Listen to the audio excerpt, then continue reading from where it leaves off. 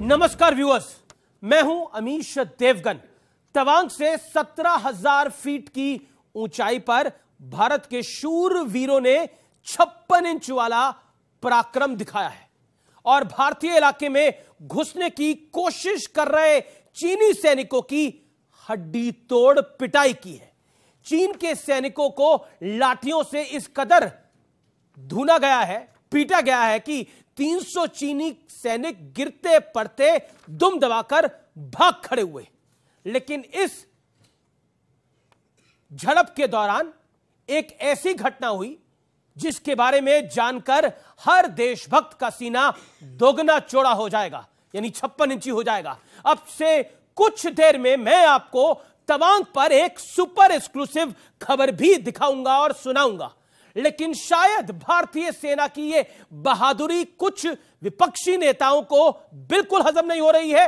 महबूबा मुफ्ती कह रही है कि एलएसी पर हमारे जवानों पर हमला हो रहा है, हमारे जवानों को पीटा जा रहा है, लेकिन उन्हें दुश्मनों को मुंह तोड़ जवाब देने की इजाजत नहीं है। ओवैसी कह रहे हैं कि हमारी सेना मार खा रही है। जिस भारतीय सेना का लोहा पूरी दुनिया मानती है, उस पर अपने ही देश के कुछ नेता सवाल क्यों उठा रहे हैं? तो उधर कांग्रेस पार्टी कह रही है कि सरकार तवांग पर पूरा सच सदन के सामने क्यों नहीं रखती। मुद्दा है कि युद्ध नीति से लेकर कूटनीति तक भारत की हर जगह जब तारीफ हो रही है, यूएन में यानी यूनाइटेड नेशंस में भारत चीन और पाकिस्तान की बखिया उधेड़ रहा है। अमेरिका जैसे देश खुलकर भारत के पक्ष में आके खड़े हो गए हैं। ऐसे में अपने देश की सेना और सरकार पर शक क्यों जताना जायज है? आज जनता के बीच इसी पर होगी देश की सबसे बड़ी बहस और आज वीकेंड एडिशन में सबसे बड़ी चर्चा इसी पर होगी। स्वागत है आपका वीकेंड के सबसे भरोसेमंद कार्यक्रम ये देश है हमारा में।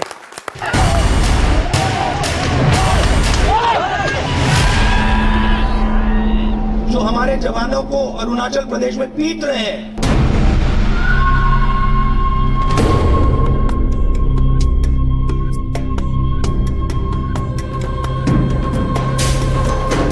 भारतीय सेना के शौर्य वाले जिस वीडियो को देखकर पूरे देश का सीना गर्व से चौड़ा हो गया, शायद विपक्ष के कुछ नेताओं ने उस पर आंखें मूंद ली। सबूत इनकी ही जुबानी सुन लीजिए। जो हमारे जवानों को अरुणाचल प्रदेश में पीट रहे हैं, जो हमारे जवानों को अरुणाचल प्रदेश में पीट रहे हैं, उनका पूरा प्रिपरेशन चल रहा है। उनका लद्दाख की साइड और अरुणाचल की साइड पूरा ऑफेंसिव प्रिपरेशन चल रहा है और प्रिपरेशन यूथ का है। ऐसे बयान की निंदा करता हूं, भर्त्सना करता हूं और सच में ये देश के लिए राहुल गांधी की मानसिकता को दर्शाता है। ये उनके मानसिक दिवालियेपन का नतीजा है। उधर बीजेपी के अमित मालवीय कह रहे हैं कि चीन के साथ कांग्रेस के समझौते के चलते राहुल गांधी को अपनी सेना का पराक्रम नहीं दिख रहा। हालांकि जो बात राहुल गांधी ने कही है उसे ओवैसी और महबूबा मुफ्ती पहले ही कह चुके हैं। Our soldiers have been beaten up by them. They are not allowed to retaliate. 56 inch का सीना दिखाइए, लाल आंख दिखाइए ना। आप तो सरेंडर कर चुके हैं चीन को, आप तो बोलते ही नहीं है कुछ चीन के बारे में। हमारे सेना मार खा रही है, हमारी जमीन में चीन घुसता है। शायद इन नेताओं को जमीन से लेकर आसमान तक भारत के युद्धवीरों की दहाड़ सुनाई नहीं दे रही। ये एलएसी पर वायुसेना के युद्धाभ्यास की तस्वीर है, जहां रफाल, सुखोई, अपाचे और चिनूक की गरज सुनाई थी। इस युद्धाभ्यास में अरुणाचल की कई एडवांस लैंडिंग स्ट्रिप का इस्तेमाल भी किया गया। PLA patrol had transgressed and which was contested very firmly. The border areas along the northern frontier is stable and we are firmly in control. अब जरा संसद के भीतर कांग्रेस का रुख भी देख लीजिए। और हमको जो कहना है वो बात आती ही नहीं और आप हमको मौका ही नहीं देते हैं, लेकिन आप बोलते हैं बार बार रूल्स कौन से। यानी तवांग में चीन की जोरदार पिटाई के बाद भले ही अमेरिका समेत दुनिया के तमाम देश भारत सरकार के साथ मजबूती से खड़े, लेकिन विपक्ष को इस पर भी सियासत सूझ रही है। सरकार पर संदेह हो रहा है। आम जनता को सच बताओ कि आज चीन हमारे जमीन के अंदर आके 14 या 15 किलोमीटर अतिक्रम करके हुए हमारे जमीन को कब्जा कर रखे हैं। लेकिन बड़ा सवाल है कि सेना के शौर्य पर गर्व करने की बजाय कुछ नेता किस एजेंडे के तहत अपने ही देश पर सवाल उठा रहे हैं। आज जनता के बीच इसी मुद्दे पर होगी सबसे बड़ी बहस। आज जनता के बीच इसी मुद्दे पर होगी देश की सबसे बड़ी बहस। सबसे पहले सेना के शौर्य के लिए जोरदार तालियां, देश की ताकत के लिए जोरदार तालियां। और मैं ये कहता हूं कि देश की सेना पर पूरे देश को भरोसा है, नेता भरोसा करे ना करे, लेकिन पूरा देश एक है। जय हिंद, जय भारत। इसी उद्घोष के साथ इस चर्चा का शुरुआत करता हूं और शुरुआती दौर में मैं सबको 60 सेकंड दूंगा। के सिन्हा साहब, आप राजनीति से अलग व्यक्ति हैं, तो शुरुआत आपसे करते हैं। आप रक्षा विशेषज्ञ हैं, मेजर जनरल रिटायर्ड हैं। 60 सेकंड के अंदर मैं ये जानना चाहता हूं, असदुद्दीन ओवैसी और महबूबा मुफ्ती ने कहा है कि हमारी सेना मार खा रही है, पिट रही है। मैं ये नहीं चाहता कि आप उनको जवाब दें, लेकिन आप रियलिटी जरूर बताएं। अमीर जी जय हिंद और आपके सारे दर्शकों को जय हिंद। देखिए, आज वो समय है, वो दिन है, वो घड़ी है जबकि पूरा विश्व भारतीय सेना के ऊपर उसके दमखम, उसके शौर्य और साहस का केवल सराहना नहीं करता, उस पर डिपेंडेंट है। जो इमर्जिंग चाइना है, जो हेजेमनिक चाइना है, उसको कोई शक्ति यदि रोक रही है तो भारत के लोग और भारत की सेना जो वहां खड़ी है वो आपको रिप्रेजेंट कर रही है। आपने देखा जो यांगसे में हुआ, ये तो हमारी, वो तो आपको देखते हैं कि जो दिखता है वो साक्ष्य है। आपने देखा किस तरह से भाग खड़े हुए वहां। तवांग के उस पोस्ट पे मैं रहा हूं, मैं उसका इंचार्ज रहा हूं as a major general operations, जानता हूं कि क्या परिस्थितियां हैं। यदि कोई भारतीय इसके ऊपर में आयोटा ऑफ डाउट खड़ा करता है तो देश के साथ ही गद्दारी नहीं है, ये पूरे के पूरे हमारे लोगों के बीच की गद्दारी होगी। आप किसी भाषा में बोलें, आप राजनीति करें, राजनीति का फायदा उठाएं, मगर देश के सुरक्षा, उसकी अस्मिता के ऊपर में लांछन ना लगाएं। ठीक है, मैं रुक करता हूं शादाब चौहान का और उसके बाद मैं कांग्रेस बीजेपी के पास आऊंगा। ओवैसी का जो बयान था, हमारी सेना मार खा रही है और यह मोदी सरकार की नाकामी है। हमारी सेना मार खा रही है, आपको दिख नहीं रहा कि गलवान में हमने कैसे पीटा? आपको दिख नहीं रहा जो दृश्य वायरल वीडियो इस समय चल रहा है, हमारी सेना ने अब से कुछ महीने पहले किस तरह से चीनियों को भगाया, चीनी सैनिकों को, और आपको लग रहा है हमारी सेना मार खा रही है? अमीर जी, देश की सेना पर किसी को ना कोई शक है ना संभव है, पूरा देश गर्व कर रहा है। वीडियो कब का क्या ये नहीं, जो हमारी सेना ने किया हर भारतीय का सीना गर्व से चौड़ा होगा, कोई आपत्ति नहीं। लेकिन सेना के पराक्रम के पीछे छुपने का काम भारतीय जनता पार्टी करती है। इनकी फॉरेन पॉलिसी क्या है ये बताइए। भारतीय जनता पार्टी को बताना चाहिए कि 2020, 21 और 21-22 में ट्रेड में जो डिफरेंस आ रहा है, क्या गलवान वैली में हमने 20 अपने शहीदों को नहीं खोया है? क्या चाइना आज डेमचौक में कब्जा करके नहीं बैठा है, गांव बसा करके नहीं बैठा है? 1,57,000 करोड़ का ज्यादा कारोबार किया, वो हमारे सैनिकों पर हमला करे, क्या हमने जान नहीं गवाई? हमने कारोबार दे रहे हैं क्या? नहीं। जिस तरीके से पाकिस्तान पे पॉलिटिकल कमेंट्री करते हैं, अरे हमला करिए, पूरा देश साथ खड़ा है। मोदी जी चाइना के खिलाफ बोलने में क्यों डरते हैं? पार्लियामेंट में आइए और बताइए कि हम चाइना पे हमला करेंगे। मैंने असद ओवैसी के बारे में सवाल पूछा, आपको 55 सेकंड हो गए, आप उस पर जवाब नहीं दे पाए। आप क्या असदुद्दीन ओवैसी ने जो बोला उस पर आपकी राय क्या है? हाँ, हमारी सेना मार खा रही है। असदुद्दीन ओवैसी ने अगर सत्य बोला है, हमारी सेना मार खा रही है, पूरी बात सुनिए। असदुद्दीन ओवैसी साहब ने कहा कि चाइना हमारे इधर आया, लेकिन उसने आकर के हमारे सैनिकों पर हाथ भी लगाया है, तो वो पूरे भारत पे हमला किया है। ठीक है, उसके खिलाफ ओवैसी ने बोला है और पूरा ओवैसी ने जो बोला है वो सबने सुना है, और इसको एक आवाज में कांग्रेस और बीजेपी दोनों ने कंडेम भी करा, ये भी मैं आपको बता दूं, और हाउस के बाहर कराए। दोनों चाइना के दलाल है, चाइना से पैसा लेते हैं। राजीव गांधी फाउंडेशन और जयशंकर साहब के बेटे की फाउंडेशन, ये क्या बोलेंगे चाइना के खिलाफ? ठीक है, जवाब ठीक है, आपने बोला ओके जी, लिमिट में रहो थोड़ा। ठीक है, ओके। आप अपनी बात करिए। आप ठीक है, पैसा लिया नहीं लिया, किस चीज का लिया? नहीं, आज भारत के लोग पूछ रहे किस चीज का पैसा लिया राजीव गांधी फाउंडेशन, बता दो। शब्दों पे लिमिट, मेरी देशभक्ति की भावना में अगर आपको लिमिट है तो बता दीजिए। चिल्लाने से देशभक्ति होती है। अपने 60 सेकंड करें, जवाब आप अपने 60 सेकंड में जवाब दीजिएगा। ठीक है, ओके। प्रेम शुक्ला, आपको मैं मौका देता हूं 60 सेकंड के अंदर आप जवाब दीजिए, फिर आप अपनी बात को रखिएगा 60 सेकंड के अंदर। ऐसा क्यों है कि सब आप पर शक कर रहे हैं, यानी सरकार पे, शासन पे शक कर रहे हैं, आप पर नहीं, शासन पे शक कर रहे हैं? देखिए, सेना के शौर्य पर किसी के मन में शक है? तवांग में जो देश को डिफेंड कर रहा है वो सेना है। मैंने सरकार की बात करी। नहीं, मैं वही कह रहा हूं, सरकार जो डिफेंड करने जाएगी तो सेना के माध्यम से ही डिफेंस होगा। तवांग में सेना का शौर्य, उसके पीछे सरकार खड़ी है कि नहीं खड़ी है, और अगर सरकार नहीं खड़ी होती तो आपको ध्यान है 2008 में चुमूर सेक्टर में वो 250 किलोमीटर अंदर घुसे चले आए, किसी ने सेना पर शक नहीं किया, लेकिन सरकार की नीतियों पर, इसलिए कि सरकार ने कभी 2008 से 2014 तक इस देश की पार्लियामेंट को बताया कि जोरावर किला जो है कब्जा कर लिया गया। आज 1 इंच भूमि भी आदरणीय नरेंद्र मोदी जी के कार्यकाल में चीन की औकात नहीं कि वह भारत की भूमि पर कब्जा कर ले।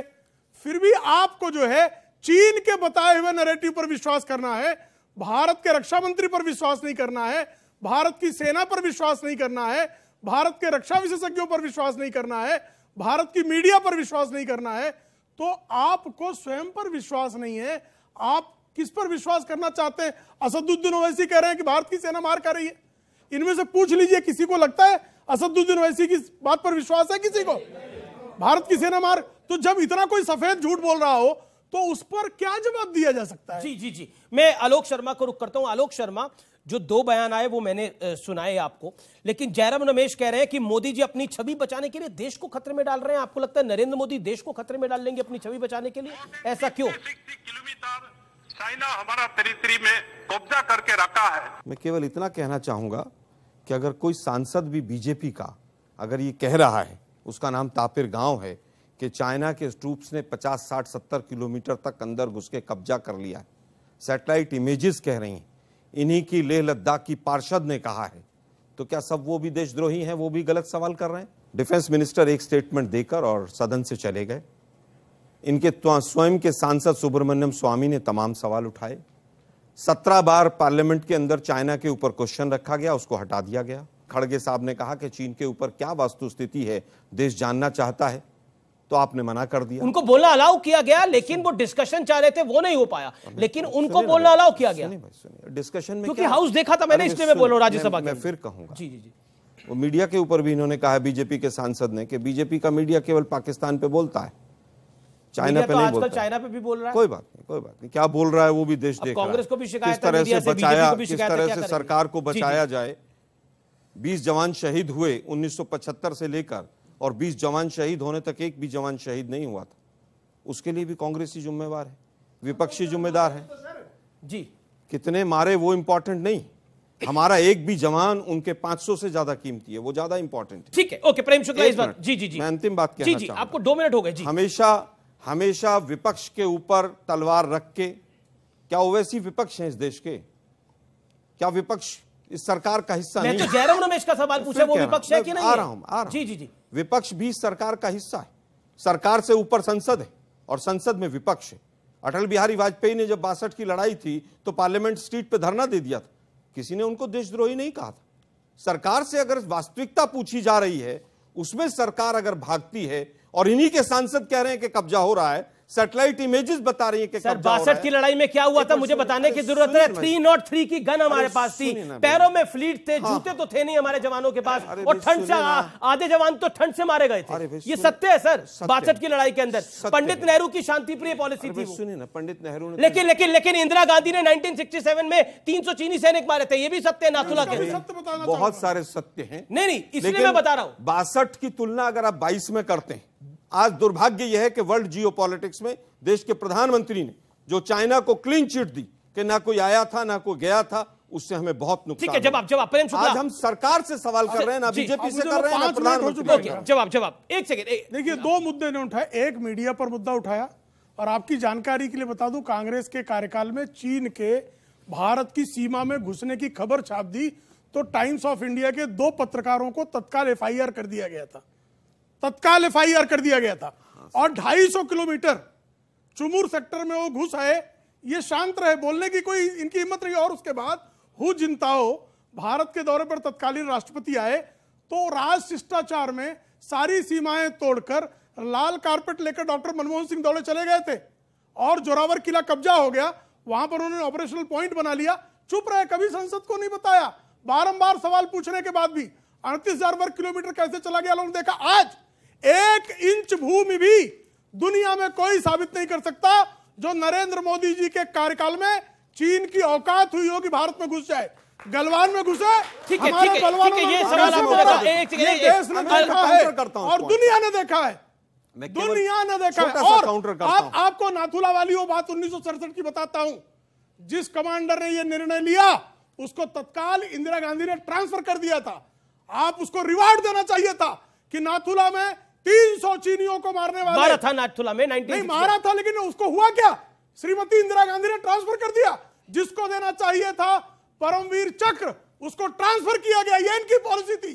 क्यों? क्योंकि चीन के सामने ये कदारता दिखाते थे। ओके, और नेहरू जी से लेकर मनमोहन सिंह तक दिखाते जी जी जी जी। लेकिन देखिए, एक इस शासन के अंदर एक चीज हमने देखी है कि चाहे वो 26/11 आपके शासन में हो, मैं कंपैरिजन बता रहा हूं, उसको आप काउंटर करिएगा। 26/11 हुआ आपके शासन के अंदर और फॉर्मर एयर चीफ का कहना है कि हम तैयार थे, लेकिन डॉक्टर मनमोहन सिंह ने इस तरह का फैसला नहीं लिया। बराक ओबामा अपनी किताब में लिखते हैं। पॉइंट नंबर 2, हमने देखा यहां पर जब पुलवामा हुआ कैसे सर्जिकल स्ट्राइक किया, फिर बालाकोट एयर स्ट्राइक हुई। पॉइंट नंबर 2 और पॉइंट नंबर 3, अभी भी अगर आप देखेंगे चाहे गलवान हो चाहे वो तवांग हो, भारतीय सेना ने रिस्पॉन्ड जोरदार तरीके से करा है और Chinese were taken a back. International media में ये रिपोर्ट है। How you will deny? बिल्कुल सर, हमारी सेना ने हमेशा से पूरी ताकत के साथ उनको पीछे धकेला है, लेकिन हम पूछना चाहते हैं कि फिंगर पॉइंट 3 से जब पहले 4 से 8 तक पेट्रोलिंग थी, आज वो 3 पर क्यों रुक गई? वो क्या सेना का फैसला है, सरकार का फैसला है? ठीक है। दूसरी चीज हम बार बार पूछना चाहते हैं, कैलाश रेंजेस पे जब हम डोमिनेंट पोजीशन पे हमारी सेना पहुंच गई थी, उसको वापस किसने बुलाया?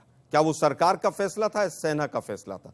ये सरकार क्यों चुप है चीन के ऊपर? देश के प्रधानमंत्री क्यों चुप हैं? पर राजनाथ जी बोले, मैं बताता हूं। राजनाथ जी एक लिखा हुआ स्टेटमेंट लेकर आए, उसके ऊपर डिस्कशन नहीं किया, पार्लियामेंट से चले गए। क्यों चले गए वो? ठीक है, इनका जो है कदरता का इतिहास है, तो इनको लगता हर कोई कदरता करता होगा। 38,000 वर्ग किलोमीटर वो चले आए, 38,000 वर्ग किलोमीटर वो चले आए, 250 किलोमीटर 2008 में चले आए, जोरावर किला वो कब्जा कर लिए। 1 इंच भूमि अगर कोई प्रमाणित कर दे, और आज मीडिया वहां पर जा रही तवांग और वहां के दृश्य दिखा रही है, रिपोर्टर खुद वहां पर और हमारे भारतीयों के शौर्य को दिखा रही है। किसी पर मुकदमा नहीं करने की जगह तो ये भी रिपोर्ट हुआ है जो कि नॉन सोर्स इंफॉर्मेशन है, और इसको ये रिपोर्ट हुआ है कि चाइनीज सैनिक अपने बैग छोड़ के भागे हैं वहां से और वो बैग कैप्चर हुए हैं। ये भी रिपोर्ट हुआ है। और ये अगर सब कुछ गलत हो रहा है, चाइना हमारे अंदर घुस रहा है, तो क्या आपको लगता है कि मौजूदा शासन कमजोर है? क्या आपको लगता है कि सेना इस पर नहीं बोलेगी? जनरल नरवणे ने जो बयान दिया है बीते बुधवार को, वो अपने आप में बहुत बड़ा है कि भारत का रिस्पॉन्ड इतना जबरदस्त था कि चाइना के सैनिक शॉक में आ गए कि ये हो क्या गया हमारे साथ। जब हम सवाल कब उठाते हैं, मैं एज ए सवाल कब उठाता हूं, जब ये आप बोलते हैं कि हमारे पास पैसे नहीं है। 2012 में कहते हैं हम अपने स्क्वाड्रन को रफाल नहीं खरीद सकते। आप वो चली जाती 30, हमें चाहिए 55, स्क्वाड्रन नहीं है, वो हमारा आता है, तब सवाल उठता है। आप ये कहते हैं कि हमें इसको डेवलप करने की जरूरत नहीं है क्योंकि हमारी स्ट्रैटेजी, सेना की स्ट्रैटेजी कभी नहीं रही कि इसको आप डेवलप ना करें। जो बोला ये फाइलिंग में है, बिल्कुल एक एंटनी ने सदन में बोला एक एंटनी ने फाइल मैंने अपने आंखों से पढ़ा है ये, क्योंकि मैं इसका इंचार्ज था और उसमें लिखा हुआ है कि हमारे पास पैसे नहीं है और हमारी स्ट्रैटेजी है, सेना स्ट्रैटेजी बनाती है। मगर आज जो आप देख रहे हैं ना, ये 2014 में ये बेंचमार्क है, कहते हैं ना बेंचमार्क, एक जो हमारी शहादत है 20 लोगों की, उसकी शहादत को नहीं कहते, वो मार गए, वो शहादत दी है। एक सेकंड, शादाब चौहान काफी देर से इंतजार कर रहे हैं। जी, आप काउंटर कर दीजिए। 2014 में राफेल के लिए खरीद के लिए HAL से डील हो गई थी, या क्या ये सच नहीं? 28 फरवरी 2014 को, लेकिन इनकी सरकार आई और उसमें भ्रष्टाचार हुआ। 108 की जगह 36 राफेल आए। लेकिन राफेल पर हम बहुत डिस्कशन कर चुके हैं। सुप्रीम कोर्ट भी आप गए, वहां पर राहुल जी ने माफी मांगी थी। अमित जी, यही दिक्कत है। माफी मांग चुके हैं। दिक्कत क्या है इसके अंदर? जब आप सुप्रीम कोर्ट में राहुल जी ने माफी मांगी थी, उनको नहीं रोकेंगे। अब मैं सच्चाई बताऊंगा तो मुझे रोकेंगे आप सच्चाई बताइए। अच्छा, क्या सच्चाई है? सुप्रीम कोर्ट में सच्चाई नहीं बता पाई थी कांग्रेस पार्टी? क्या सुप्रीम कोर्ट में राहुल जी ने माफी मांगी थी, नहीं मांगी थी सुप्रीम कोर्ट में? झूठा एफिडेविट दिया गया, झूठा एफिडेविट दिया गया और शनिवार को एफिडेविट बदला गया। राफेल नहीं, राहुल जी ने माफी मांगी थी, नहीं मांगी थी? राफेल में सुप्रीम कोर्ट में एफिडेविट रात को बदला गया कि नहीं बदला गया? अच्छा, राहुल जी ने माफी मांगी थी, नहीं मांगी थी? मैं फिर कह रहा हूं, अगर जांच नहीं होगी तो सच्चाई सामने नहीं आएगी। वापस आता हूं, मैंने इनका एक जो असत्य था वो सामने रख दिया। अब मैं पूछता हूं, अब तो राफेल भी आ गया, फिर हमारे जवान शहीद क्यों हो रहे? सर, आपको लगता है कि इक्विपमेंट आ जाता तो भाई, अब राफेल सही अगर शहादत उनकी नहीं थी, राफेल से ही शहादत। देखिए अमीर जी, ये शहादत के ऊपर में, अरे शहादत तो हमारा शौर्य है। हम तो कहते हैं पुर्जा पुर्जा कट मगरे कभी ना छाड़े खेत, ये तो हमारी सीख है। निश्चय कर, मैं सिख रेजिमेंट का हूं और अभी आपने जो देखा वो सिख सोल्जर्स हैं। और हम क्या बात करते हैं? हमारी शहादत को आप दुत्कारेंगे? कोई शहादत क्यों हो रही है? अरे रफाल आ गया तो शहादत नहीं होगी क्या? ये तो मेजर जनरल रिटायर्ड हैं, आरएसएस के लोग क्या? अरे साहब, आप विवेकानंद फाउंडेशन भी तो देश की है। अरे आप अगर है चक्कर काटते, छोड़ो ना यार। नहीं, ये क्यों हम इतनी हल्की बात करेंगे? नहीं बात करना चाहते। सेना प्रमुख को संदीप दीक्षित गुंडा कहते हैं, ये इनको एजेंट कहते हैं, इनको माफी मांगनी चाहिए कांग्रेस को। बेशर्मी है। ठीक है, कुछ लोग सवाल पूछा जाते हैं, अपना हाथ खड़ा करिए सवाल पूछने के लिए। शदाब जी, आप बोलिए। मैं सिर्फ भाजपा से पूछ रहा हूं कि जितनी पॉलिटिकल कमेंट्री आप पाकिस्तान पे करते हैं, क्योंकि भारत में आप ये फ्रेम करना चाहते हैं कि हमें भारत के मुसलमानों को टारगेट करने का अवसर मिलेगा। देखिए कि क्या वीर अब्दुल हमीद नहीं लड़े थे? क्या नहीं लड़ रहे? अरे पाकिस्तान दुश्मन नंबर 3 है, चाइना दुश्मन नंबर 1 और 2 है। उसके खिलाफ प्रधानमंत्री को बोलने में डर क्यों आता है? सीना ठोक करके बोलिए। आप पाकिस्तान के खिलाफ इसलिए बोलेंगे क्योंकि भारत के मुसलमानों पर देशभक्ति करना और तालियां। भारत के मुसलमान क्यों आ रहे हैं बीच में? कौन क्वेश्चन करता है? क्या बोला इनके जो चीफ मिनिस्टर, वो बोला ओवैसी जाएंगे तो सूचना कहीं और चली जाएगी। क्या ओवैसी गद्दार है? बताइए, क्या बोल रहा है आपका चीफ मिनिस्टर? तो उनकी हरकतें बताइए, कांग्रेस गद्दार कर रही है। आप लेके जाइए। वो तो ये भी कह रहे हैं कि अगर तवांग जाएंगे तो पगला जाएंगे वहां जाकर, वो इतनी ठंड होती है। उनका कहने का तात्पर्य ये था। अगर कोई सांसद जाना चाह रहा है, जितने भी विपक्ष के लोग हैं, समस्या क्या है? कौन रोक रहा है उनको? भारत सरकार डेलीगेशन लेके जाए, भारत सरकार डेलीगेशन लेके जाए, पता चल जाएगा चाइना ने कितना कब्जा किया है। हम तो चाहते हैं कि चीन पर। अच्छा, मतलब आपको अपनी देश की सेना पे भरोसा नहीं है, ओवैसी पे भरोसा है? भारत सरकार पे भरोसा नहीं है, भारत सरकार पे भरोसा नहीं है। भारत सरकार चाइना के सामने घुटने टेक चुकी है। और आपको लगता है भारत की सेना पिट रही है वहां पर जो ओवैसी कह रहे हैं? हाँ या ना में बोलिए, इधर उधर की बात मत करिए। सरकार ने हाथ इधर उधर की बात मत करिए। सरकार ने हाथ बांध रखे सेना के, काम नहीं कर पिट रही है भारत की सेना। भारत की सेना को कौन पीटेगा? लेकिन क्या बोला ओवैसी ने? गलत बोला कि सही बोला? क्या शहीद नहीं हुए 20 लोग गलवान में? हुआ या नहीं हुए? हमारे कितने हमारे बच्चों ने शहादत दी या नहीं दी? मेरे परिवार के बच्चों ने शहादत दी है। जी। ये देश है हमारा। में रुकेंगे एक ब्रेक के लिए, लेकिन ब्रेक के बाद भी जनता जनार्दन के सवाल होंगे, नेताओं के जवाब होंगे। एक बार फिर ब्रेक के बाद हम आपको वो खबर बताएंगे जो खबर इस समय हर देशवासी का सीना चौड़ा कर देगी। आप देख रहे हैं वीकेंड का सबसे भरोसेमंद कार्यक्रम, ये देश है हमारा। ये वादा करते हैं कि आजादी का एहसान कम न होने देंगे, वीरों की समाधियों को बदनाम न होने देंगे, और जब तक तन में कर्म लहू की एक बूंद भी बाकी है, भारत माता का आंचल नीलाम नहीं होने देंगे। जय हिंद।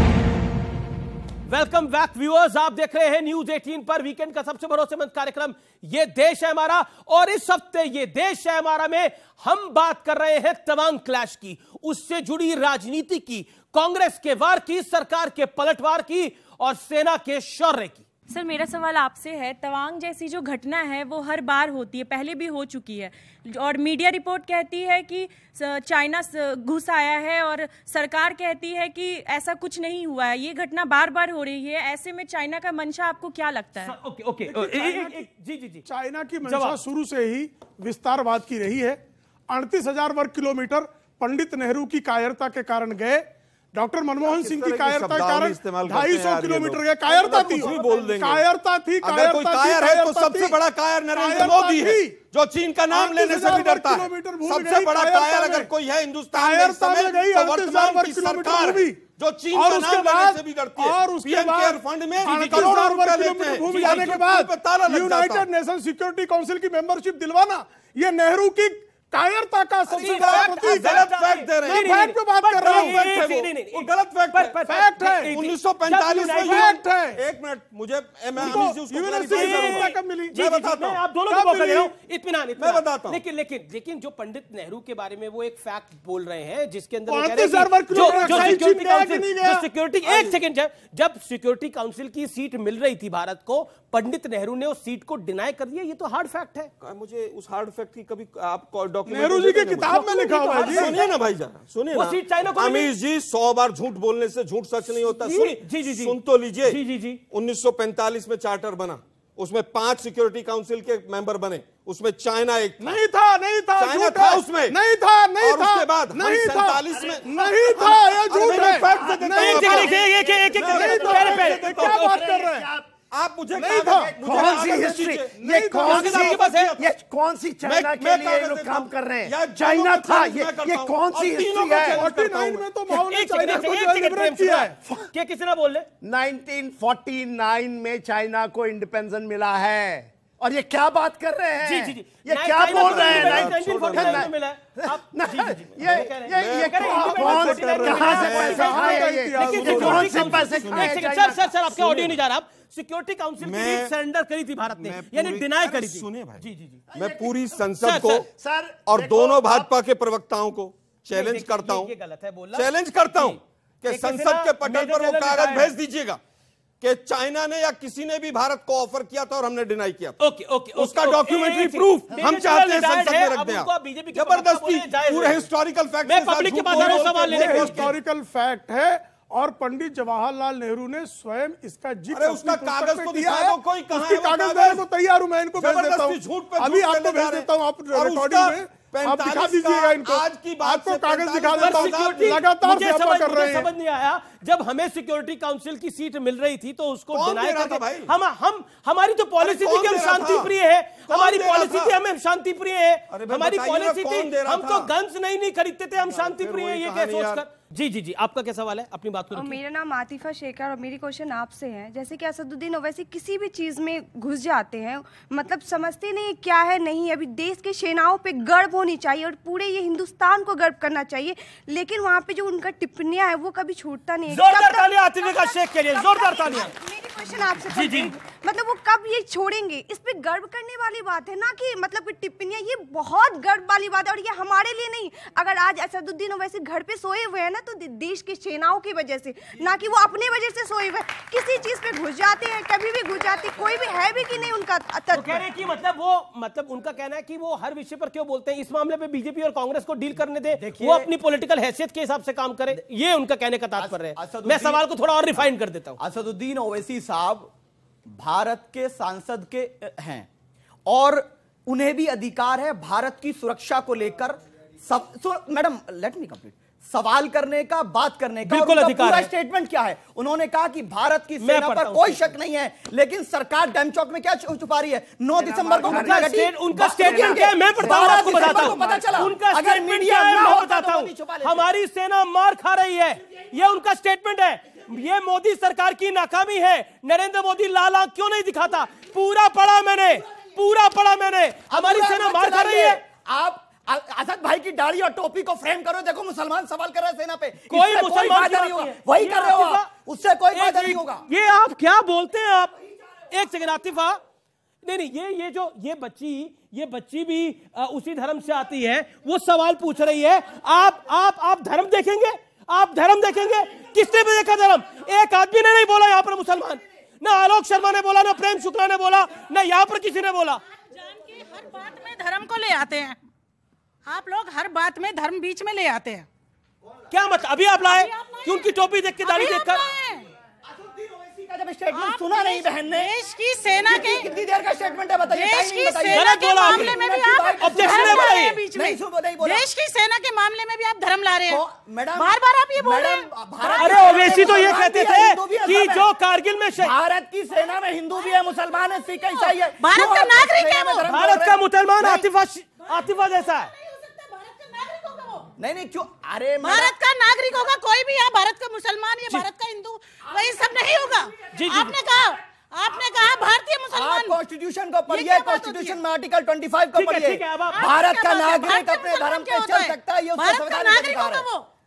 आप भारतीय मुसलमान कोई अलग नहीं है। अब मैडम सिर्फ भारत का मैडम आप जो है विषांतर कर रहे हैं, उसको नहीं देखिए, आप अपनी बात को रखिए जी। सर मेरा नाम केतन कटारिया है, मेरा क्वेश्चन आपसे है सर, मार जो है ना हमारी सेना नहीं खा रही है, मार राजनीति में आपके नेता और आपकी पार्टी खा चुकी है सर, और बहुत अच्छे तरीके से खा चुकी है, आपको मानना पड़ेगा।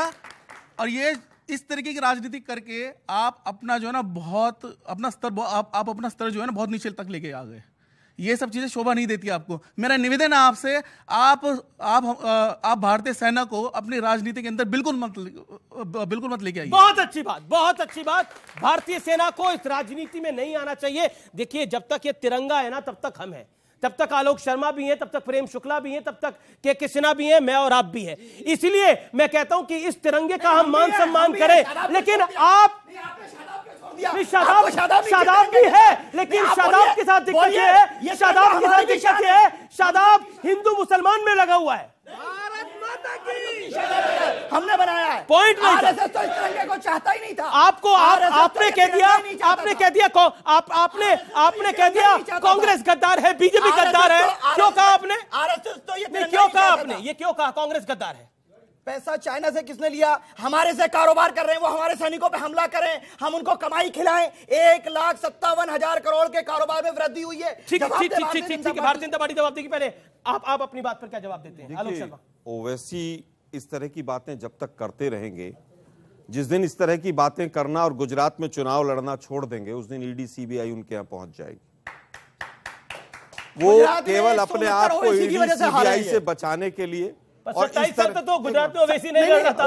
ओवैसी का सपना आता था, भूत आता था ओवैसी का सपना आता था रात को 4 बजे, ओवैसी। इस तरह के मुद्दों को उठाना और ऐसे ही वक्त पे उठाना बीजेपी को माइलेज देने के लिए ओवैसी करते हैं, और वो अपने मकसद में सफल। अभी कौन सा चुनाव है सर? सुरक्षा की बात करना, माइलेज अभी कौन सा चुनाव है? मैंने चुनाव की बात नहीं की, मैंने कहा बीजेपी को फायदा देने के लिए, और उन्होंने इस तरह के बयान दे के हमेशा बीजेपी को फायदा दिया है। सर मेरा सवाल आपसे, आपने बोला कि भारत सरकार को जवाब देना चाहिए। अगर भारत सरकार जवाब ही देते रहेंगे तो उस पर स्ट्राइक कौन करेगा?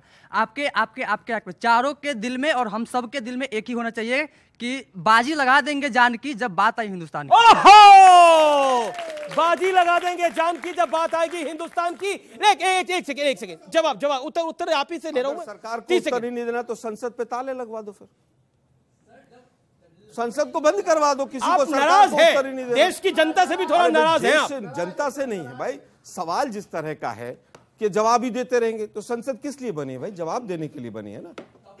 उनका सांसद भी कह रहा है कि वहां पर कब्जा हो रहा है, उसके बाद भी चुपचाप बैठे। उनके साथ परसों भी कुछ बोला, उस पर भी यकीन कर लीजिए। मोदी जी नहीं भाई, हम तो दोनों पे यकीन करेंगे ना, हम तो सच्चाई जानने के लिए सवाल किया है। सरकार से नहीं करेंगे तो क्या पाकिस्तान से सवाल करेंगे? एक सवाल आलोक शर्मा आप ही से मेरा है। चाइना के साथ संसद सरकार से ऊपर है। बीजेपी बार-बार आपसे पूछती है कि कांग्रेस का चाइना के साथ एक ऑब्सेशन है, और वो ऑब्सेशन इसलिए क्योंकि आपने एक डील साइन कर रखी है। गृह मंत्री अमित शाह ने भी उस दिन बोला कि कांग्रेस सदन में इसलिए हंगामा करती रही क्वेश्चन आवर के अंदर क्योंकि उनको जवाब देना पड़ता जो उन्होंने कमीशन ली है चाइना से, वो भी पीएलए से। मैं फिर कहूंगा, हम तो सत्ता में नहीं है। अगर कोई डील गलत हुई है जो देश के खिलाफ है, आपकी सरकार है, जिसने भी डील किए कांग्रेस को पूरी को फांसी पे लटका दो, किसने रोका है? अब मैं 4 सवाल पूछता हूं। 2013 में 13 सांसद इनके गए, किससे? कम्युनिस्ट पार्टी ऑफ इंडिया से चाइना से ट्रेनिंग लेने के लिए। वो क्या ट्रेनिंग लेकर आए थे?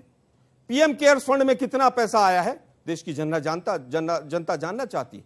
राजीव गांधी फाउंडेशन के अकाउंट्स ओपन में हैं। क्या पीएम केयर्स फंड के अकाउंट्स ओपन में हैं? 30 करोड़ रुपया टिकटॉक से बीजेपी ने लिया। आपको तो पता है, अगर ओपन में नहीं है, निकाला हुआ आपने? हाँ, हमने निकाले हैं ना। मीडिया ने आजकल कुछ काम छोड़ दिए तो हम कर लेते हैं।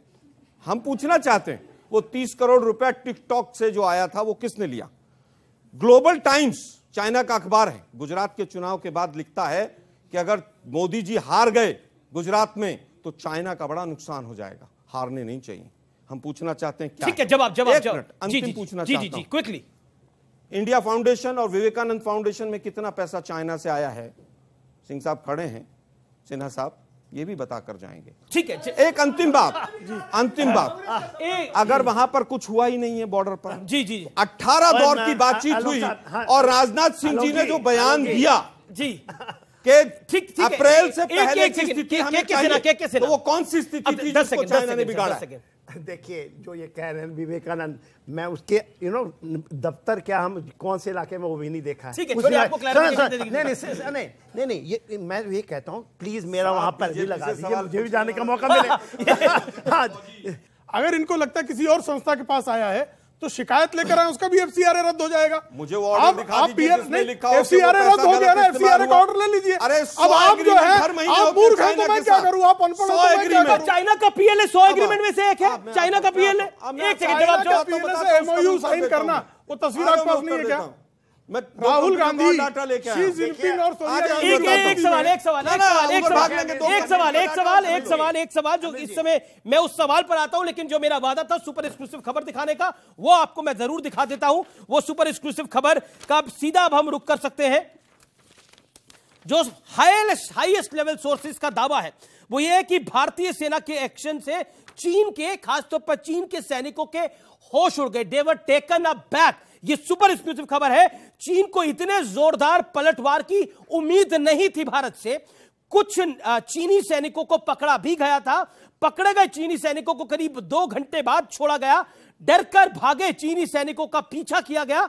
घबराकर चीनी सैनिकों ने हवाई फायर किया। यह हम आपको तवांग क्लैश की जानकारी बता रहे हैं। और साथ ही साथ जो कई मीडिया रिपोर्ट्स हैं वो यह कह रही है कि चाइना के सैनिकों के कुछ बैग्स भी मिले हैं उस इलाके के अंदर जब वो बॉर्डर से पिछली तरफ जा रहे थे। तो यह इंटरेस्टिंग है कि चाइना के सैनिकों को दुम दबाकर भागना पड़ा है, क्योंकि भारतीय सेना का रिस्पांस जो था, जो पलटवार था, वो बहुत जोरदार था। अब मैं आता हूं विषय के ऊपर। के सिन्हा, ये जो लगातार खबरें आ रही है, बार बार हर जगह से यही खबर आ रही है कि जब भारतीय सेना ने रिस्पॉन्ड करा तो Chinese were taken a back. ऐसा क्यों?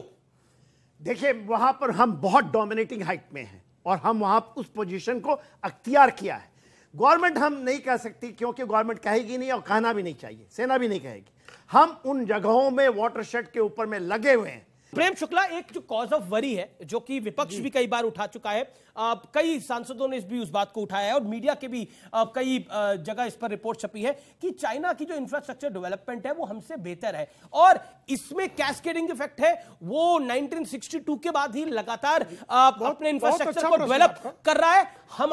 हमारी पॉलिसी नहीं थी वो, और हमने एके एंटनी का जवाब भी सुना था सदन के अंदर 2012-13 में। जी, बहुत अच्छा सवाल है आपका। 2014 तक हम सचमुच इंफ्रास्ट्रक्चर डेवलपमेंट पे वैसा काम नहीं कर रहे थे, लेकिन अब हम 7000 किलोमीटर सड़क बना रहे हैं। 61 सड़कें हमारी कंप्लीट हो चुकी हैं। 1265 किलोमीटर की सड़क बन चुकी है।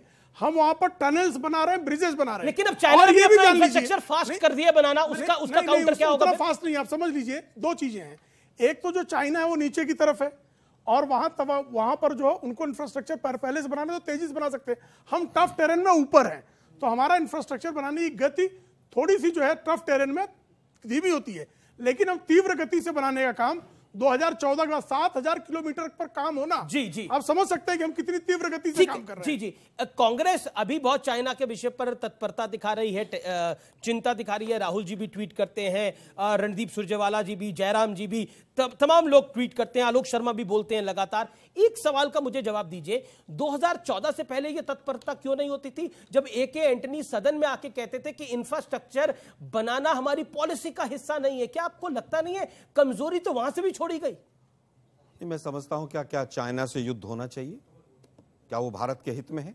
क्या किसी भी देश के साथ युद्ध होना चाहिए? क्या वो हमारे हित में है? हम तो शांति प्रिय देश है, लेकिन हमें कोई आंख दिखाएगा तो जवाब तो मिलेगा। फिर वही कह रहा हूं, हमारी पॉलिसीज हमेशा से ये रही है कि युद्ध को टाला जाए, और आज भी सरकार की वही नीति है, वो चेंज नहीं हुई। हमारे तो बेसिक सवाल हैं। अब आप इंदिरा जी पे चले जाएं, पंडित नेहरू पे चले जाएं, भाई 62 में युद्ध हुआ, हम हारे, भूमि चली गई हमारी। सर प्लीज सर, उनका चांस है, मैं आपको मौका दूंगा, मेरा वादा है। सुनिए ना भाई, उनको 40 सेकंड तो दे दीजिए आप। एक सेकंड, आलोक में जो मेरा बेसिक पॉइंट है वो बड़ा इंपॉर्टेंट है। क्या ये 2014 के बाद जो एक पॉलिसी में चेंज आया इंफ्रास्ट्रक्चर डेवलपमेंट की, और 2014 से पहले नहीं था? कांग्रेस का जब शासन था तो कांग्रेस करके नहीं देना चाहती थी, अब चाहती है सब कुछ एक साथ हो जाए। देखिए, मुझे लगता है हिंदुस्तान में किसी ने भी मोदी जी से पहले चाइना को किसी ने क्लीन चिट नहीं दी। क्या ये चेंज है? दूसरी चीज, हमारे जवानों ने, एक मिनट सुनो ना भाई, यूएनएससी की मेंबरशिप दिला दी, बोलेंगे मैं क्या बोलूंगा? मतलब जब आप मेरे बीच लगातार बोले जा रहे थे यूएनएससी की मेंबरशिप दिलाने की कायरता, इससे ज्यादा और क्या हो सकता है? मेरे पास डॉक्यूमेंट है, 1970 मैं डॉक्यूमेंट आपके डॉक्यूमेंट खोल के खड़ा हूं। मेरे को इंडिया को कभी भी ऑफर नहीं हुआ, और मैं पूरी भाजपा को और मनीष देवगन जी को भी, दोनों को चैलेंज करता हूं कि वो डॉक्यूमेंट दिखाइए कि हिंदुस्तान को ऑफर हुआ था, हमने मना कर दिया। ये झूठ का पुलिंदा कब तक चलेगा? देखिए मैं चला जाऊं। नहीं, जाने की क्या बात कर रही है? एक सेकंड, आपको मौका दे रहा हूं। 30 सेकंड। 4 आदमी आ रहा भाजपा के, सुनो तो सही भाई। देखिए, हमारा सीधा ये कहना है, 9 तारीख को अगर घटना घटी और हमारे जवानों ने पराक्रम दिखाया, 13 तारीख तक देश को गुमराह क्यों रखा गया? क्या कारण था उसका? और जब संसद में पूछा गया तो रक्षा मंत्री कह रहे छुट्टी थी ना बीच में। इसलिए सरकार पर शक होता है, शंका होती है। इसका जवाब दीजिए। वो कह रहे हैं 9 की अगर घटना थी तो छुपा के क्यों रखा गया? Valid question. आपको लगता है अभी यहाँ स्ट्रेटेजिक नहीं, पहले आप इस बात का जवाब दीजिए। 9 की बात नहीं, वहां से हम लाइव टीवी लगा दें और जनपद देखकर डोकलाम में जैसे राहुल गांधी चले गए वैसे चले जाए। अरे मैं तो कह रहा हूँ 250 किलोमीटर 250 किलोमीटर चुनूर में घुस आए, क्यों नहीं बताया 2014 तक? इन्होंने क्यों नहीं बताया? भाग लिए। पूछो ना। हम तो कह रहे हैं कि ऐसे संसद में कह रहे हैं कि हमने 4 दिन बाद बताया तो 2014 तक नहीं बताई।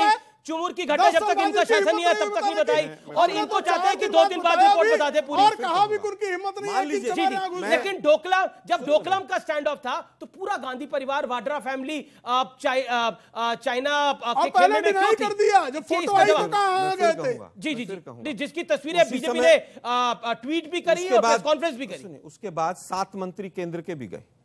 आज तक पता है आपको?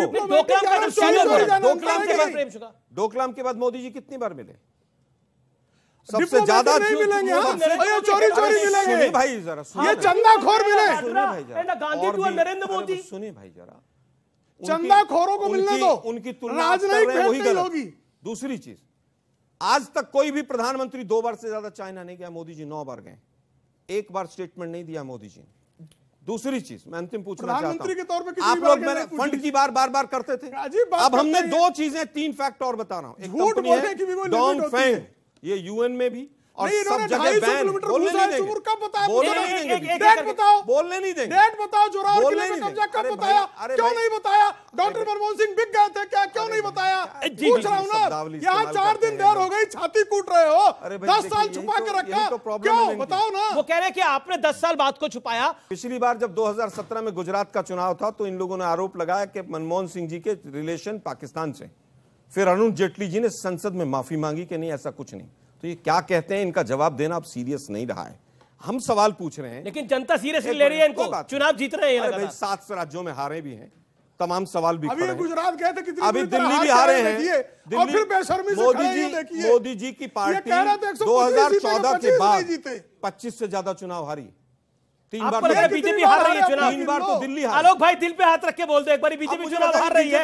आप तो दिल्ली के नेता है, एमसीडी में आपका क्या अश्रू है? सुनिए भाई, विषय वो नहीं है। सुनिए ना, मुझे केवल ये बताइए, बीजेपी की सरकार कितने राज्यों में? जो इनके अपने एमएलए के, गिनिए जरा एक बार जरा।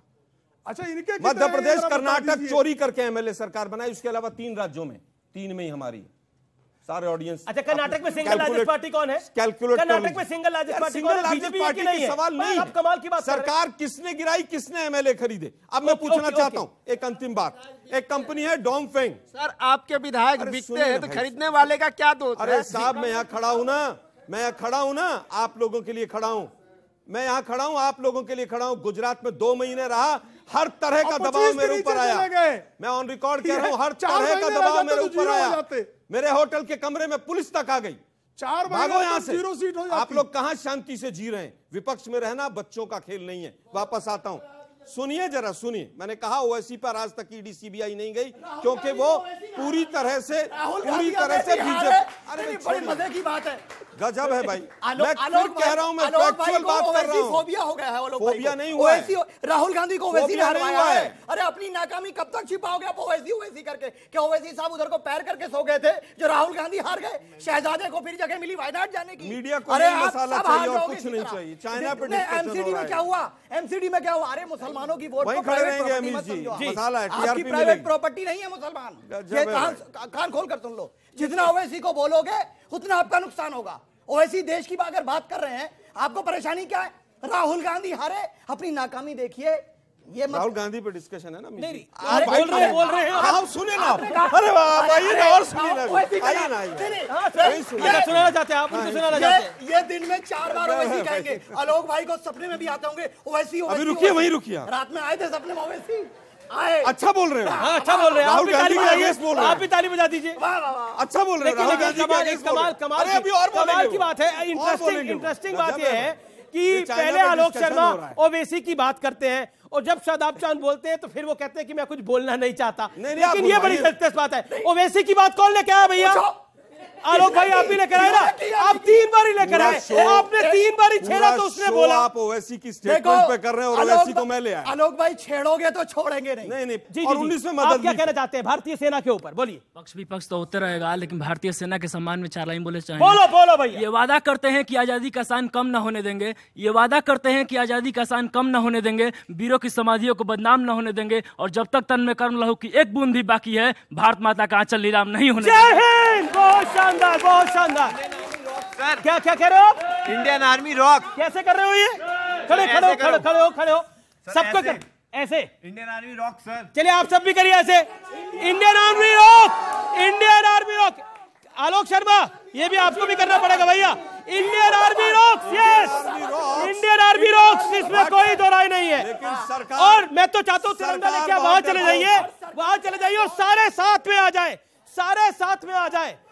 साथ में आ जाए, क्योंकि ये भारत, क्योंकि चाहे आलोक शर्मा हो, चाहे वो शादाब चौहान हो, चाहे वो प्रेम शुक्ला हो, चाहे वो के सिन्हा हो, ये सब भारत माता के ही सपूत हैं और भारत मां के साथ ही खड़े हैं। और इसी संदेश के साथ कि हमारी सेना जो शौर्य दिखाएगी, उस शौर्य पर सब यकीन रखते हैं।